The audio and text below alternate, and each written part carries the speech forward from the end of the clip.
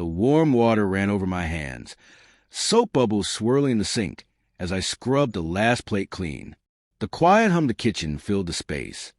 The rhythmic sound of running water, the occasional clink of dishes as I stacked them beside me. The evening was calm, the house dimly lit, the air thick with the lingering scent of dinner, and something softer, something unspoken. I barely noticed when he stepped into the room. His footsteps were soft, almost hesitant, but when I glanced over my shoulder, he was already leaning against the counter, watching me. "You always clean up right after?" he asked, his voice low, smooth, carrying the faintest edge of amusement.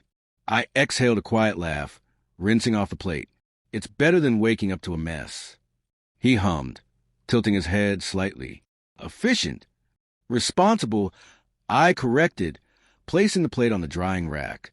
His smirk deepened, and I could feel the weight of his gaze lingering on me as I reached for the next dish. "You ever have fun?" I glanced at him, arching a brow. "Washing dishes isn't exactly thrilling. Maybe you're doing it wrong."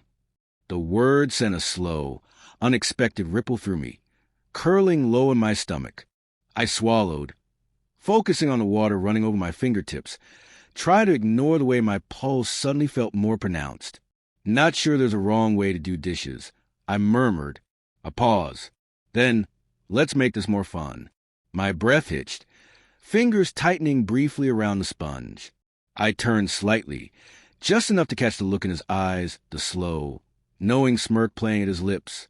The air in the kitchen felt warmer now, heavier, a shift so subtle yet so undeniable that I knew this was no longer about the dishes.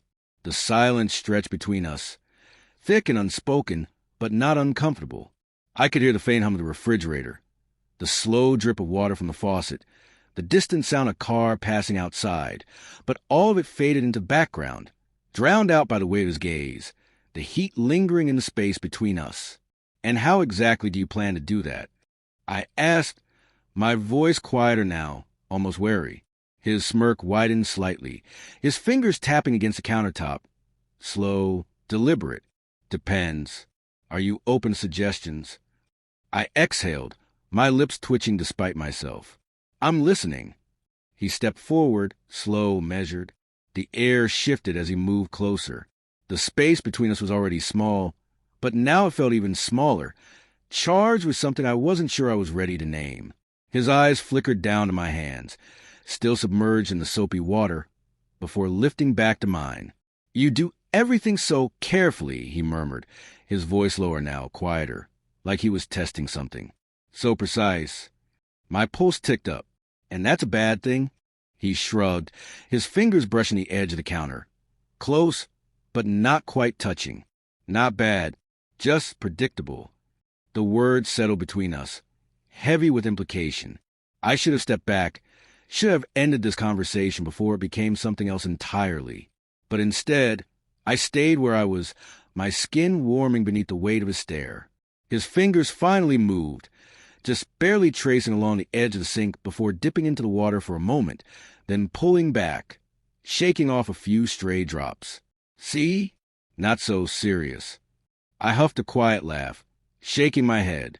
"That's your idea of fun? Getting my kitchen wet. Could be worse." I arched a brow. I'm almost afraid to ask. His smirk deepened. "You should be." The air crackled between us then, the weight of the moment pressing down. Thick, heady, something neither of us wanted to acknowledge, but neither of us was willing to break. I felt the way my breath slowed, the way my fingers curled just slightly against the edge of the sink, grounding myself against something I wasn't sure I could control. He didn't step back. Neither did I. And suddenly, the dishes felt like the last thing on my mind. The hum of the refrigerator droned on. The faint trickle of water from the faucet filled the quiet. But all I could focus on was him, standing too close, watching too intently. My fingers twitched around the sponge, my skin still warm from the water, from his stare. I could feel my pulse in my throat, steady but heavy, a quiet drum against the slow rhythm of my breath. "You're staring," I murmured, my voice softer now, not accusing, just acknowledging. "Am I?" His smirk deepened, lazy and knowing. "Or are you just noticing now?" My lips parted, an inhale catching just slightly. I could have laughed it off, could have turned back to the dishes, could have let the moment pass like steam dissipating in the air. But I didn't, because he was right. I was noticing, and I wasn't looking away, either. His fingers tapped against the counter, slow, rhythmic, like he was giving me time, waiting to see what I'd do next. So, he mused, you gonna let me help? Or are you too committed to doing things the hard way?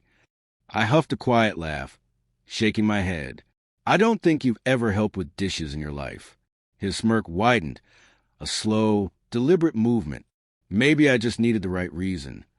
My stomach tightened, a slow, unwelcome warmth curling low. I shifted my weight, my hands still damp, fingers pressing against the edge of the sink. And what exactly would that be? He didn't answer immediately. Instead, he reached forward, plucking the sponge from my grasp. His fingers grazed against mine, warm, steady, intentional. I swallowed, my breath hitching slightly. You really want to help? His gaze flickered down to my hands, then back up to my face, the slow curl of amusement never leaving his lips. Not really. My pulse kicked up. Then what are you doing? Seeing how long you'll let me get away with it. The word sent a sharp jolt through me, something hot and unsteady unraveling in my stomach. He was testing me, pushing just enough to see if I'd push back. The weight of his stare, the way he held himself, the slow, measured cadence of his voice. It wasn't just teasing anymore. It was something else, something we weren't supposed to name. I exhaled, slow and measured, even though my pulse betrayed me. You should be careful with that. With what? With testing limits. His smirk deepened, the corners of his mouth twitching like he had already decided on his next move before I had even finished speaking. What if I liked testing limits? My stomach flipped, heat coiling tighter. Then you should be prepared for consequences. I wanted to. His fingers flexed once around the sponge before he finally set it down, his hands brushing over the edge of the sink, close but not touching. The air between us buzzed with something electric, something neither of us was willing to step away from. The warmth of the kitchen, the scent of soap and lingering dinner, the quiet hum of a house that felt far too still. Everything melted into background, leaving just this. Him, me, and a choice I wasn't ready to make. His voice dropped lower, softer. And what if I'm willing to take the risk? The words sent another slow ripple through me. Something heavy, something undeniable. My fingers curled against the counter, nails pressing lightly into the smooth surface. Then maybe that's the problem. He held my gaze for a second longer, unreadable, before his lips curved once more. Maybe. The weight of the moment lingered, stretching, waiting, and for the first time, I wasn't sure who would step back first. I wasn't sure.